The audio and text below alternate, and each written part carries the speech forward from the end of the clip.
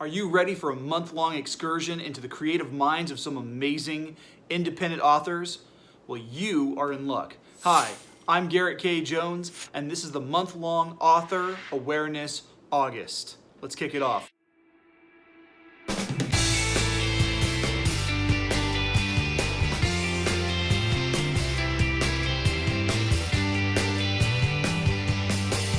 I try to make new content every week, so don't forget to like, share, and subscribe on YouTube.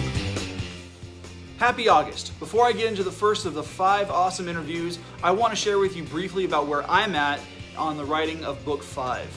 During the week I spent on vacation, I was able to finish 2 chapters, putting me on chapter 20. The writing is getting so interesting.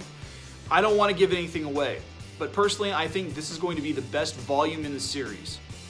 If you haven't picked up any of the first 4 books, I highly recommend starting with Book 1, The Heirs of Menenius, and working your way through Book 4, Hadrian Corvus of Pharfel, for any of Book 5 to make sense. If you have been reading, I'd love to hear what you think of the books by posting a comment below or by going onto Amazon or Goodreads to give them a review. Now, without any further ado, let's have our first interview with Caytlyn Brooke, an indie sci-fi author from upstate New York. So, here we go!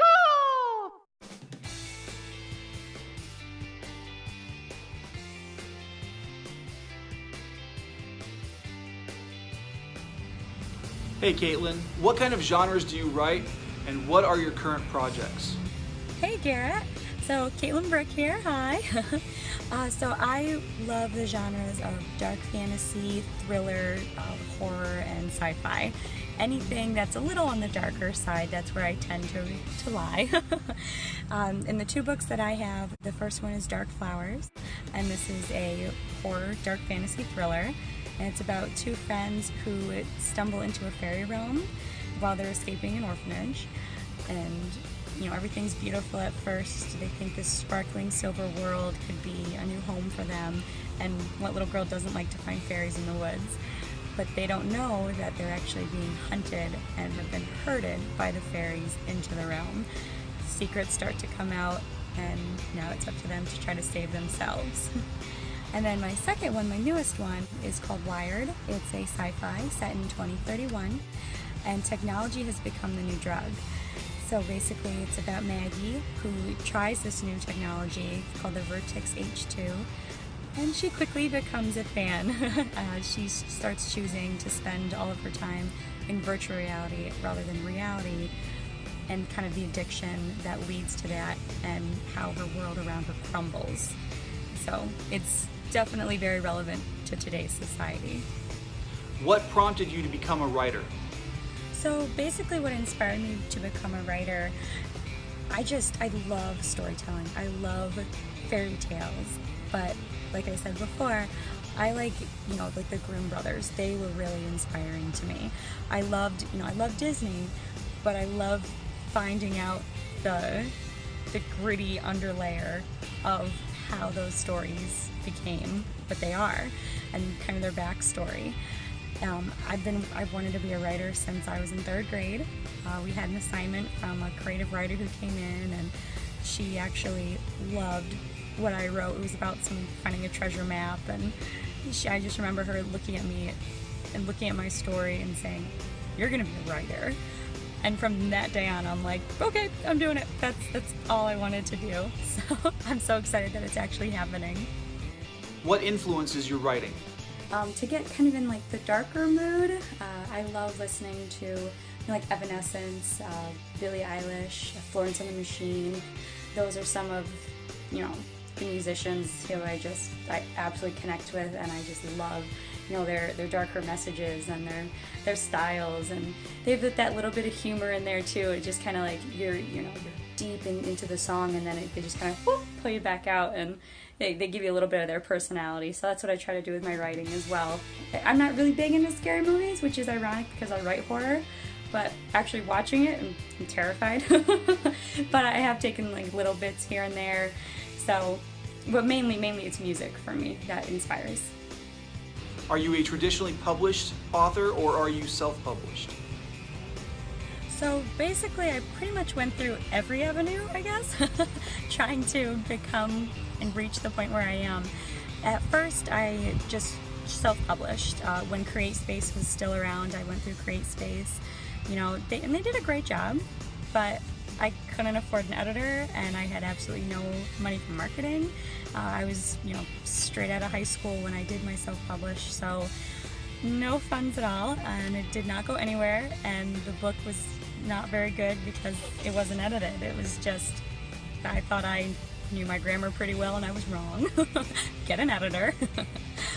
So then I waited, I just, you know, kept writing through college, and then I tried querying. I used querytracker.com, which is an excellent resource. I recommend that to everybody who's, you know, trying to query and looking for an agent. And I did that for about 2 years. You know, I'd write to different agents every day. I'd send about 2 or 3, possibly 4 query letters out, and some came back with an instant, no, not for me. Others, it would take a few weeks and it'd still be a no, but at least I had a shred of hope. Out of all that time, and I did a couple different books querying, and nothing worked for me. Nobody wanted what I had. There was one agent who actually liked my book Dark Flowers, and he got back to me. He requested the whole manuscript, and I was like doing a happy dance. I was so excited. I sent it right over, and I've still yet to hear back from him. So again, it didn't really help, but it was still a really good experience, and it helped me to learn how to write a query letter, how to do a synopsis, and just kind of fine-tune the points of my story. So, I mean, I definitely recommend that process.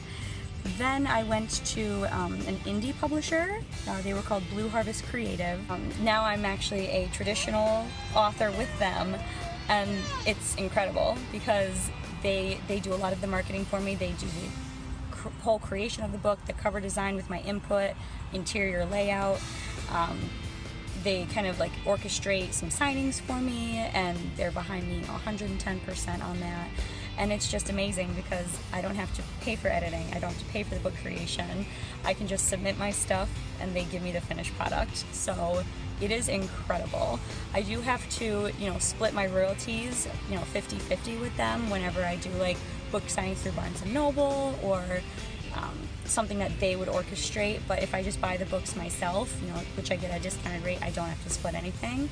So again, there's a lot of pros doing it this way, and especially not having to pay for edits, because my edits tend to get pretty messy. So I really like it, and I'm very happy with them. They are now called BHC Press, and they're based out of Michigan. What has been one of the biggest challenges you faced, and what advice would you offer to other writers? It's definitely hard. Definitely hard to be a writer. But, I mean, for me, the biggest struggle was just trying to stay positive. Because, as I said before, I tried querying for 2 years, got thousands of no's, so that was tough to hear, you know, professional agents just say, no, your idea is not good enough. But, you know, just staying positive, and, you know, if this doesn't work, you know, another story will. So I've just continually been writing, and it's actually amazing now because I have my publisher and I'm one of the strongest voices there, which is, you know, pretty darn cool. Because I've been writing for so long, I have like 9 different stories that are just, you know, ready. They have a great base, a great plot line, so I'm ready to just jump in and expand on those. So as a writer, you're going to be told no so many times, so much more than you're going to be told yes. And we all wish, you know, we can craft this amazing novel on the first try, send it out there, get this fantastic response back. But really, that's not reality.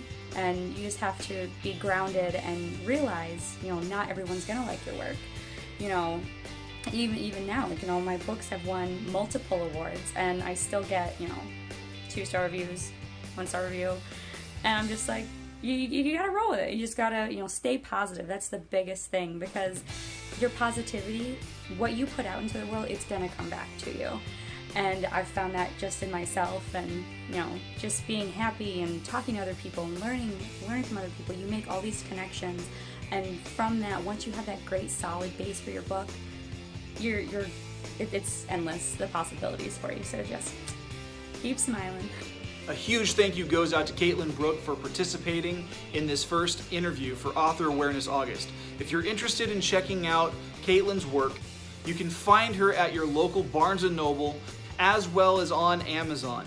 Both of her books are available and they are worth checking out.